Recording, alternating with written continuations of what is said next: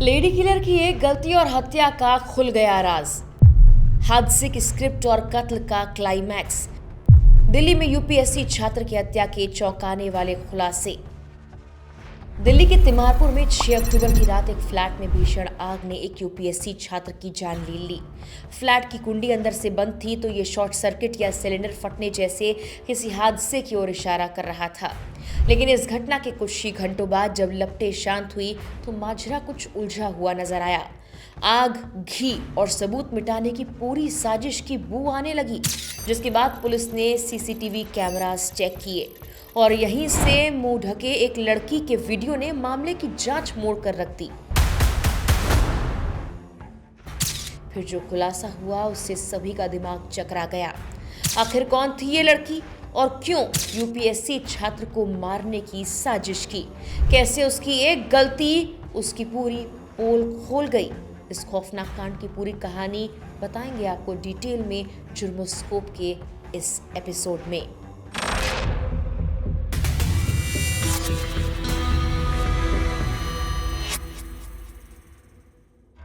तारीख 6 अक्टूबर साल 2025 तड़के दिल्ली के गांधी विहार की एक इमारत से चौथे माले पर धुआं उठने लगा।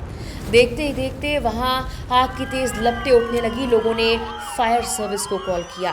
लोगों को लगा शायद गैस लीक हुई है और उससे आग लगी। कुछ लोगों ने कहा कि सिलेंडर फटा होगा और ब्लास्ट हुआ है। दमकल की गाड़ियां पहुंची, आग बुझाने की कोशिश में सब लग गए। पुलिस को भी बुलाया गया। पुलिस मौके पर आई। क्राइम और एफएसएल टीमों द्वारा जांच शुरू की गई।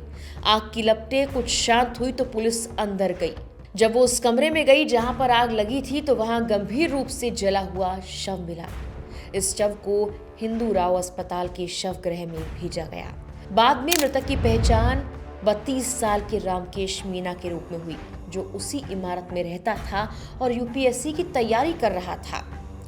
पुलिस ने देखा कमरा अस्त व्यस्त था। कुर्सियां उल्टी पड़ी थी, फर्श पर टूटी बोतलें और जले हुए कपड़े थे। मानो आग लगी नहीं बल्कि लगाई गई थी। लेकिन जिस कमरे में रामकेश की लाश मिली उसकी कुंडी तो अंदर से बंद थी, यानी अंदर कोई गया ही नहीं होगा। यही बात पुलिस को कुछ देर के लिए उलझा गई। लेकिन फॉरेंसिक टीम ने जब ध्यान से देखा तो कुंडी की जाली मुड़ी हुई थी, जैसे किसी ने हाथ डालकर अंदर से उसे बंद किया और फिर वहां से निकल गया। यही वो चाल थी जिसने पुलिस को शुरू में भ्रम में डाल दिया, पर जाली देखकर पुलिस को अब समझ आ गया कि कमरे में दिख रहा नजारा कोई हादसा नहीं, एक सुनियोजित हत्या थी। अब इस मामले में केस दर्ज किया गया और जांच शुरू की गई। जांच शुरू हुई तो सबसे पहले सीसीटीवी खंगाले गए और वहीं से पुलिस को पहला और अहम सुराग मिल गया। 5 अक्टूबर की देर रात को 2 लोग इस बिल्डिंग में आए थे। उनका चेहरा ढका हुआ था और करीब 1 घंटे बाद सिर्फ एक लड़की बाहर निकली थी। समय था रात के 2:57 का। इस लड़की के बाहर निकलने के कुछ ही देर बाद आग लगने की ये घटना हुई। अब पुलिस ने इस लड़की के बारे में छानबीन तेज कर दी। पता लगा कि लड़की का नाम है अमृता चौहान, 21 साल की है, फॉरेंसिक साइंस की स्टूडेंट है। पुलिस ने अब उसका मोबाइल डेटा खंगालना शुरू किया। उसके रिश्तेदारों से बात करने की कोशिश की तो उसकी लोकेशन उस रात तो साफ साफ गांधी विहार में पता लगी। अब कहानी धीरे धीरे खुलने लगी, लेकिन सवाल अब भी यही बना हुआ था, क्या ये लड़की यूपीएससी वाले इस छात्र से मिलने आई थी? क्या वाकई इसी ने किसी साजिश को अंजाम दिया है? उसके साथ और कौन लोग थे जो अंदर गए और वापस आते हुए नजर नहीं आए? इसके लिए अमृता का पुलिस के हत्थे चढ़ना जरूरी था। वो इस मामले में बहुत कुछ बता सकती थी। कई दिन लग गए पुलिस को उसका फोन ट्रेस करने में। फोन बंद रहा, लेकिन गहरी छानबीन के बाद आखिरकार 18 अक्टूबर को अमृता मुरादाबाद से पकड़ी गई। और जब पुलिस ने कड़ाई से उससे पूछताछ की तो उसने न सिर्फ पूरी प्लानिंग का पर्दाफाश किया, बल्कि अपने साथ शामिल 2 और लोगों के नाम भी उगल दिए। ये दोनों थे सुमित और संदीप। दोनों को आखिरकार 23 अक्टूबर को गिरफ्तार कर लिया गया। अब इनके कमरे से पुलिस की तिमारपुर टीम को हार्ड डिस्क, ट्रॉली बैग और मृतक की शर्ट मिल गई, जिससे ये तो साफ हो गया कि इस साजिश में ये शामिल थे। जिसके बाद पुलिस ने तकनीकी सर्विलांस और सीसीटीवी एनालिसिस से उनका पूरा खेल खोल कर रख दिया। आखिरकार तीनों ने कबूल लिया कि जिसे सबने हादसा समझा वो फॉरेंसिक नॉलेज से बुना गया एक स्क्रिप्टेड मर्डर था। 21 साल की अमृता दरअसल मुरादाबाद की ही रहने वाली थी। वो फॉरेंसिक साइंस की स्टूडेंट है, जैसा कि हमने आपको बताया। उसके साथ घटना वाली रात दिखे लड़के का नाम सुमित कश्यप है। उसकी उम्र 27 साल की है। बताया गया कि अमृता का एक्स बॉयफ्रेंड था सुमित। अमृता ने खुद पुलिस को बताया कि वो और रामकेश मीणा पहली बार नोएडा में मिले जब अमृता एक इंटरव्यू के लिए यहाँ पर आई थी। पहली ही मीटिंग में दोनों की मुलाकात अच्छे से हुई। दोनों के बीच केमिस्ट्री जम गई। थोड़ी सी बातचीत के बाद दोनों के नंबर्स एक्सचेंज हुए और धीरे धीरे बातचीत बढ़ती गई। आलम यह हुआ कि अगस्त तक वो दिल्ली के एक फ्लैट में साथ में लिव इन में रहने लगे। दोनों का रिश्ता गहरा हो गया। अमृता ने बताया कि वो पहले सुमित के साथ रिलेशनशिप में थी, लेकिन जब दोनों के बीच ब्रेकअप हुआ तब अमृता रामकेश से मिली और रामकेश के साथ लिव इन में रहने लगी।